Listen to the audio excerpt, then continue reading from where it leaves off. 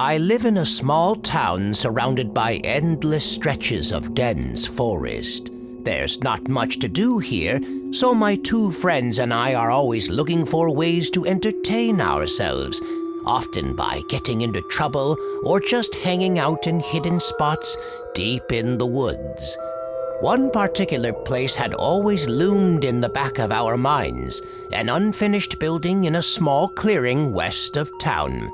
It had been abandoned for years, left to decay, and had since become a magnet for homeless drifters, junkies, and other sketchy individuals.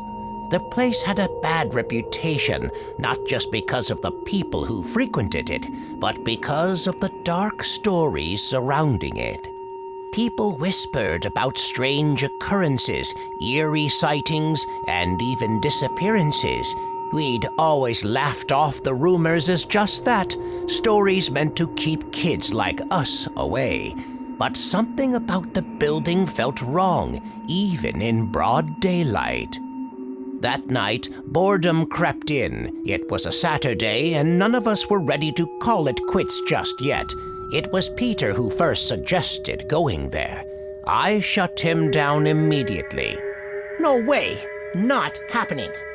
Even in the daytime, I wouldn't have set foot anywhere near that place, let alone at night. But then Sam chimed in, backing Peter up, his excitement outweighing any concern. I was the only one dead set against the idea. Come on, man, just for a little while? Peter urged. After a long sigh, I relented. Fine, but if anything weird happens, I'm out.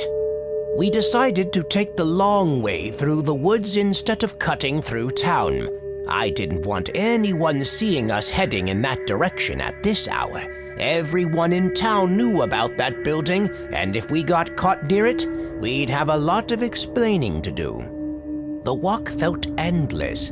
Our only sources of light were the dim beams of our phone flashlights, bobbing as we maneuvered through tangled roots and thick undergrowth.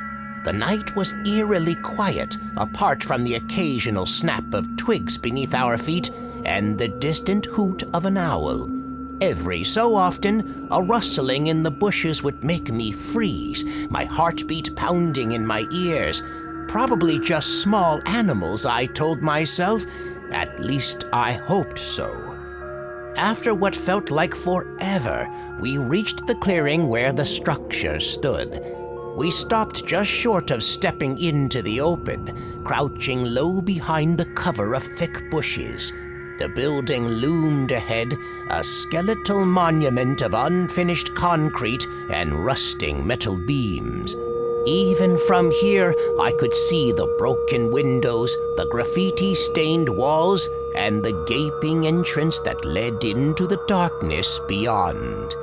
We stayed in our hiding spot for a while, observing. No lights, no movement, no signs of life. The place was as still as a graveyard. Looks clear, Sam whispered. 15 minutes passed, and still nothing stirred. Maybe we had gotten lucky tonight. If there were any squatters or shady figures inside, they were either asleep or not here at all. And if we did run into somebody, we were young, fast, and could easily make a run for it. Peter, after all, had been on the track team in high school. Sam and I weren't as fast as him, but we were athletic enough. We took our chance. Moving carefully, we crept out from our cover and into the clearing, heading straight for the building. My stomach twisted as we crossed the open ground. There was nothing shielding us now but the cloak of darkness. If anyone had been watching, they'd have seen us immediately. But the silence remained unbroken, save for the sound of our footsteps against the dirt and gravel. We reached the side of the structure and pressed our backs against the cold, cracked concrete. The air smelled damp, tinged with something else, something metallic and sour. Ignoring the uneasy feeling creeping up my spine, I followed Peter and Sam as they edged along the wall, searching for a way inside. It didn't take long to find one. Sam, leading the way, spotted an opening ahead, a rusted-out doorway, its hinges barely clinging to the frame. "Here," he whispered, motioning us forward.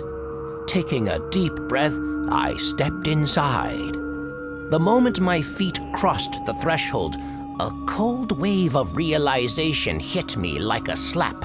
We had spent years hearing about this place, about the things that supposedly happened here. Stories of missing people, unexplained noises, and figures lurking in the shadows. We had always dismissed them as urban legends, as nothing more than ghost stories meant to keep kids like us from poking around where we shouldn't. But standing there, flashlight in hand, surrounded by darkness and decay, I suddenly wasn't so sure. Inside, the building was in complete disarray. Now that we had our flashlights on, we could see the extent of the mess. The floors were littered with broken glass, shattered wood, and debris. Graffiti covered the walls, some of it vulgar, some of it unsettling. The stench of urine and rot was overwhelming, making me instinctively breathe through my mouth. We moved cautiously, taking in our surroundings. The deeper we went, the more it felt like we had stepped into something forgotten, something that should have been left alone. And then Peter whispered, "Let's check upstairs." I wasn't sure I wanted to, but a strange energy had taken over me, an intoxicating mixture of fear and adrenaline. Against my better judgment, I followed them up the creaking stairs, step by step, into the unknown. Once we arrived upstairs, the floor was much the same as the one below, reeking of urine, littered with garbage, and filled with the remnants of squatter life. Syringes, broken bottles, tattered blankets. The air felt thick, suffocating, as if the building itself had absorbed years of misery and decay. The dim glow of our phone flashlights flickered across the filth, casting eerie shadows that danced along the cracked walls. Every creak beneath our feet felt like a gunshot in the silent, empty halls. Sam, leading the way, suddenly stopped. "What the hell is that?" he whispered, pointing his flashlight at something on the floor. A pile of clothes. At least that's what it looked like at first, but it was oddly shaped, hunched over, compact, lying horizontally like a collapsed mannequin. It wasn't moving. My stomach twisted as I stared at it. It had to be junk, right? Just some discarded rags or a rolled-up sleeping bag. But the shape, the way it lay there so still, sent a shiver down my spine. "Is that—" Peter started, but he didn't finish. Sam, ever the curious one, stepped closer, his flashlight aimed directly at the pile. He hesitated inches away, and then it moved. A face emerged from the darkness of the rags, pale and thin, eyes sunken deep into the skull. The lips peeled back in a grotesque smile, revealing yellowed, rotting teeth.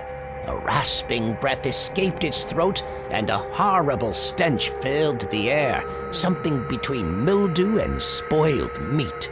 Sam screamed, staggering backward. He bumped into me and I lost my balance, falling hard onto the grimy floor. My heart was hammering in my chest and my vision blurred with panic as I scrambled to push Sam off me. The homeless man, or whatever he was, rose to his feet with a jerky, unnatural motion. His tattered clothes hung off his skeletal frame like rotting skin. He was too thin, almost inhumanly so. His breath came out in heavy, labored wheezes, visible in the dim light. He loomed over us, his eyes gleaming with something that wasn't quite madness, but something worse: hunger. Peter was frozen, his flashlight shaking in his hand. I felt paralyzed, my limbs unresponsive, my mind unable to comprehend what was happening. And then the man spoke. What are you doing, boys? This is my place. His voice was wet, gurgling. My entire body went cold. I wanted to run, wanted to scream, but it was like my energy had been drained out of me. I couldn't even breathe properly. The only thing that came out of me was a pathetic, whimpering sob. Then, without warning, he lunged at Sam. Before we could react, he was on top of him, straddling his chest. His bony fingers clutched at Sam's shoulders, pinning him down. And then he vomited. A thick, putrid liquid splashed across Sam's face. The sound was sickening, a wet retching that echoed in the dead air. Sam convulsed beneath him, gagging, choking on the foul mess. The sight alone made my stomach twist, and before I knew it, I was vomiting too, doubling over and heaving onto the disgusting floor. The room spun around me, the smell overwhelming every sense I had left. And then, the glint of metal, a knife. The homeless man pulled a rusted blade from his sleeve and, before I could react, drove it into Sam's chest. Sam's scream was cut short as the blade plunged into him again and again. Wet, squelching sounds filled the air as the knife sank deep into flesh. Blood spurted, dark and glistening under the dim glow of our flashlights. Sam's body jerked violently with each stab, his eyes wide, his mouth opening and closing like a fish gasping for air. I couldn't move. I couldn't breathe. It was like I was trapped in a nightmare I couldn't wake up from. My best friend was being murdered right in front of me, and I was useless. Then Peter grabbed my arm and yanked me backward. Run! I don't remember standing up. I don't remember how my legs started moving. But suddenly, I was sprinting through the building, Peter right beside me. The walls blurred past us, the air thick with the scent of blood and death. My lungs burned, my heart pounded against my ribs like it was trying to escape. Behind us, I could still hear the sickening sounds of the knife cutting into flesh, and then a guttural, animalistic laugh. We didn't stop. We crashed down the stairs, barely keeping our footing, our breaths coming out in desperate gasps. The moment we hit the exit, we bolted into the woods, tearing through the branches and undergrowth. The darkness swallowed us, but we didn't care. We ran and ran, fueled by sheer terror, our only thought to get as far away as possible. By the time we reached town, my legs gave out, and I collapsed onto the pavement in front of Peter's house. My entire body trembled. I couldn't speak. I couldn't even cry. Peter's parents were inside. They saw us, saw the panic in our eyes, the horror written across our faces. We told them everything, every last detail, our voices shaky, barely able to form words. And then we called the police. They arrived quickly, sirens cutting through the stillness of the night.